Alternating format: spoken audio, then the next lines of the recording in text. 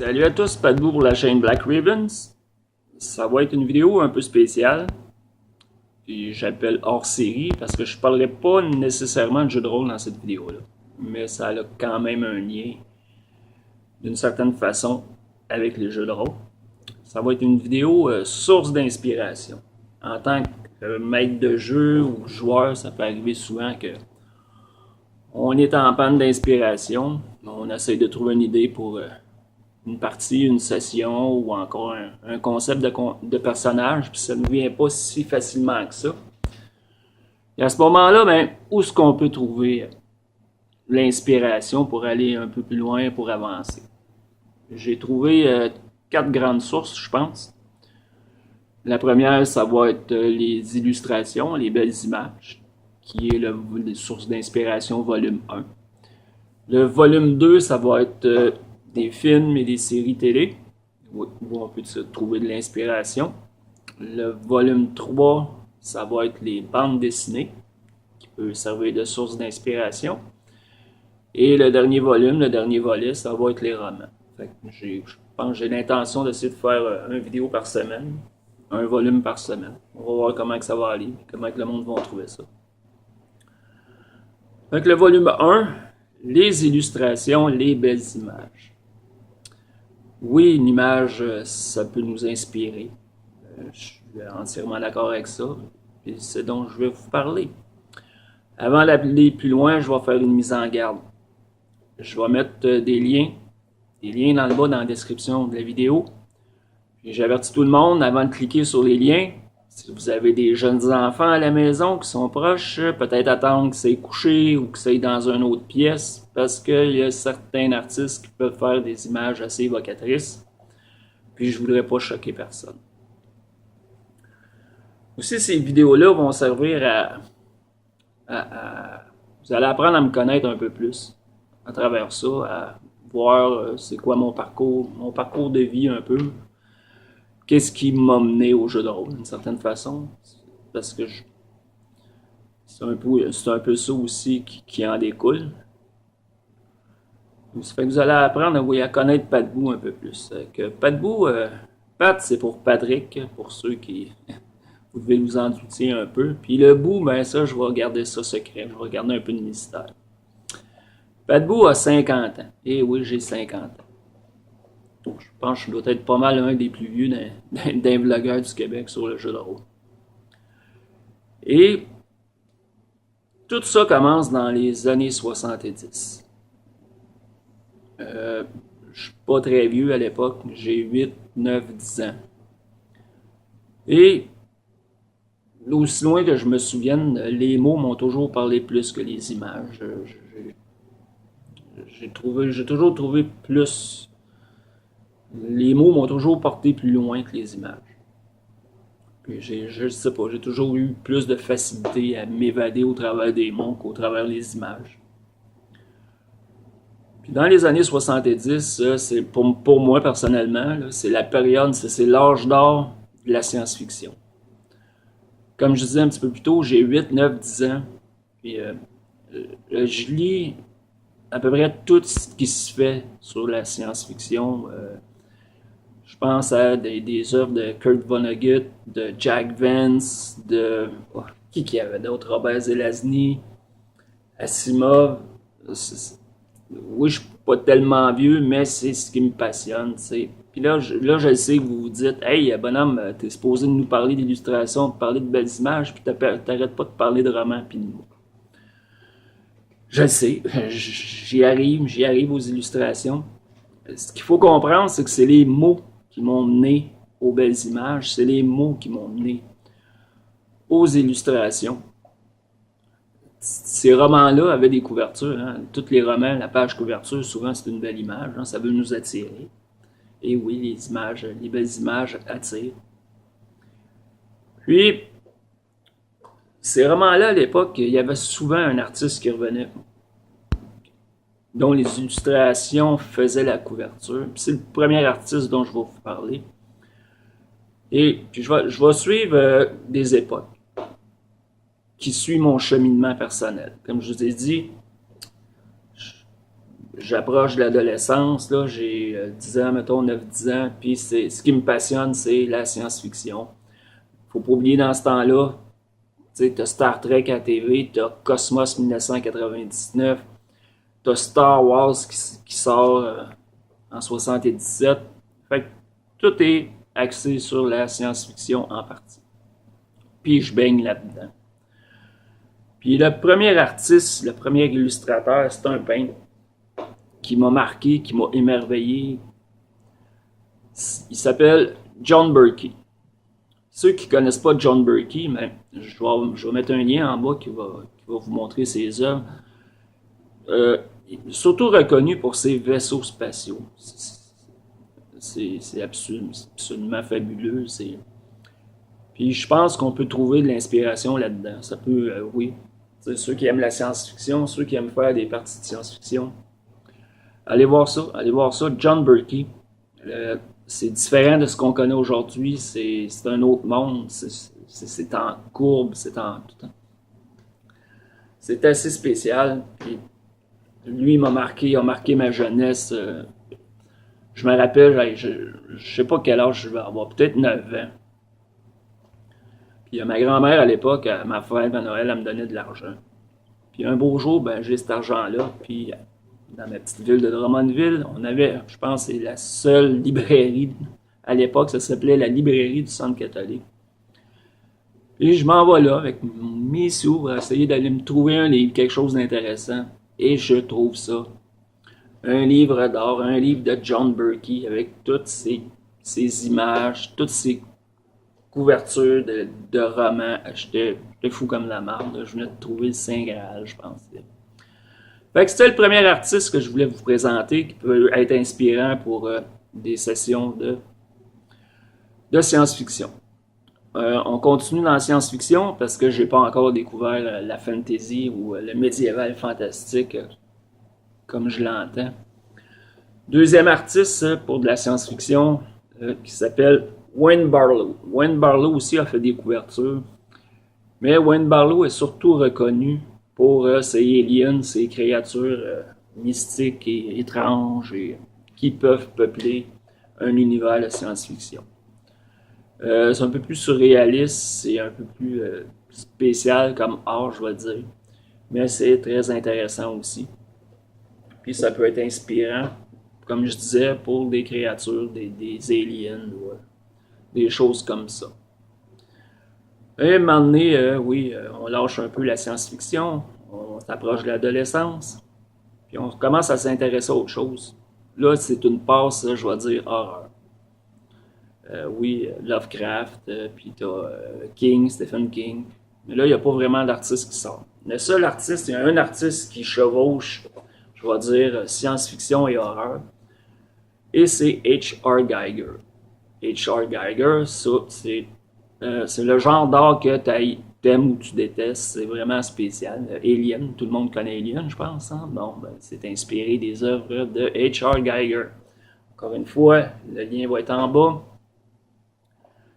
Puis vous irez voir de quoi ça a l'air. Je suis certain que, aussitôt que vous allez voir une image, vous allez dire « Ah, ben oui. » Puis ensuite de ça, c'est là que Donjons et Dragons arrive dans ma vie. Je pense qu'on est en 82, 81, dans ce coin-là. Là, ça ouvre la porte à plein d'autres univers, à un monde que je connaissais pas, qui est le médiéval fantastique, qui est la fantasy. Et par le fait même, je découvre d'autres artistes. Là, je ne parlerai pas des artistes de TSR qu'à peu près tout le monde connaît, les Larry Elmore, les Keith Parkinson de ce monde. Dans la description, je vais donner les noms d'artistes, puis vous ferez vos recherches, tout le monde les connaît. Les prochains artistes que je vais nommer, probablement qu'ils sont connus aussi pas mal, mais je pense que si vous aimez les univers fantastiques, médiéval fantastiques, ça va être assez inspirant, merci. Le premier, c'est Frank Frazetta. Frank Frazetta, son image Dead Dealer, je suis pas mal certain que vous la connaissez. Je dirais que c'est un artiste qui fait dans le Sword and Sorcery. C'est assez évocateur comme image, c'est assez inspirant. Ensuite de ça, je vais vous parler de Boris Vallejo. Boris Vallejo, c'est des images très réalistes. C'est tout le temps des jolies demoiselles ou des hommes musclés assez souvent. Et toutes sortes de créatures aussi, c'est du fantastique, c'est sublime comme image. Puis on peut pas passer à côté de... Quand on parle de Boris Vallejo, il faut aussi parler de Julie Bell. Julie Bell qui, je pense qu'elle est peut-être pas la muse, mais qui a appris de Boris et un va pas sans l'autre. Ils ont un site web commun, je pense. C'est de l'art qui se ressemble beaucoup, les deux.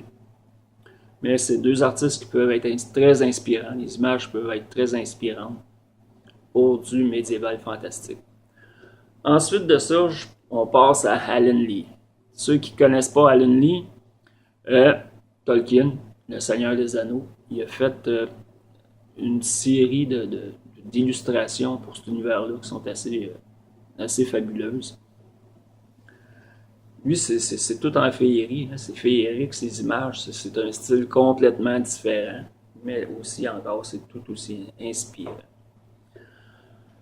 Prochain artiste, c'est deux frères, je vais dire des artistes, c'est les frères Hildebrandt, de Tim et Greg, qui ont fait aussi du Tolkien, qui ont fait des contes, des images de contes, mais ce qui est assez pété, c'est des images frappantes, des couleurs frappantes, c'est encore là, c'est aussi, ça a un rapport avec du médiéval fantastique. Un autre, on reste toujours un peu dans le médiéval fantastique, Michael Whelan, lui c'est un peu plus éclaté, c'est un peu plus éclectique, je dirais. Il a fait, je pense, quelques couvertures de jeux de rôle, aussi du Star Wars, encore une fois, des images assez inspirantes. Un autre, peut-être moins connu, puis celui-là, oui, assurez-vous que les enfants sont pas trop proches. C'est Dorian Clevenger. Dorian Clevenger, souvent ces images, oui, c'est des jolies femmes, on va se le dire, mais qui peuvent évoquer une créature, qui peuvent évoquer un personnage de jeu de rôle. Je pense que des fois, ça peut être parfait pour trouver de l'inspiration. Des créatures aussi, des fois c'est assez pété, et c'est assez intéressant. Le dernier artiste dont je vais vous parler, j'ai essayé de suivre un peu un ordre chronologique, sauf pour lui. C'est Louis Royo. Louis Royo, il a son art bien à lui. Lui-ci, c'est axé sur les femmes, on va se le dire, puis des créatures assez maléfiques. Si je vous en parle en dernier de Louis Royo, c'est que lui et son fils Romulo ont sorti un jeu de rôle qui s'appelle... j'attendais, je le lis ici, là. C'est Malefic Time Plénilunio. Étant l'air est un univers assez sombre, c'est post-apocalyptique. Je vais mettre le lien, vous irez voir ça. C'est le seul artiste à ma connaissance qui a sorti son propre jeu de rôle. Ça fait le tour des artistes que j'admire, dont j'aime regarder les images, qui peuvent m'inspirer pour du jeu de rôle. Bien entendu, il n'y a pas juste des artistes comme ça, t'as des livres. J'ai quelques livres que je vais vous montrer vite. Qu'on peut trouver sur le marché. Je ne sais pas si on va voir grand-chose. Le premier, c'est Exodyssée. C'est un livre créé par le studio Steambot. À peu près tous les studios de concept art ont sorti des livres. Et c'est des images, je sais qu'on ne voit pas très bien. Puis ça peut être quand même assez inspirant. Puis normalement, ben, tu t'en trouves pour tous les goûts. Tu vas avoir des images de science-fiction, tu vas avoir de la fantasy. Tu vas voir à peu près n'importe quoi dans ce genre de livre-là. Un autre, ici, c'est un genre de sketchbook de Larry Elmore. Ok, c'est un traditionnel. Ceux qui voient, on connaît les images. On peut trouver de l'inspiration là-dedans aussi. Un autre, à un moment donné, je connais pas tous les artistes, puis CG Galaxy. Ça, c'est tous des artistes chinois. C'est des artistes qui font de la 3D. C'est de la 3D, mais c'est des images C'est complètement capoté, c'est complètement sublime comme image. Et encore là, ben, oui, tu peux trouver de l'inspiration pour les jeux de rôle dans tout ça. Il y en a plein de livres comme ça. Ça en est 3 que j'ai. Si vous cherchez, vous en cherchez un sur Amazon, Amazon va vous fournir d'autres liens, va vous donner des suggestions. Fait que vous pouvez trouver de l'inspiration là-dedans. Et ensuite de ça, tu as des sites web. Je vais vous nommer 2 sites web, je vais mettre les liens en bas. Le premier, c'est ArtStation, qui a des belles images, dont vous voyez des artistes de talent. Ça, je pense que ça vaut la peine de feuilleter ça, de regarder ça. Puis le deuxième site, c'est DeviantArt.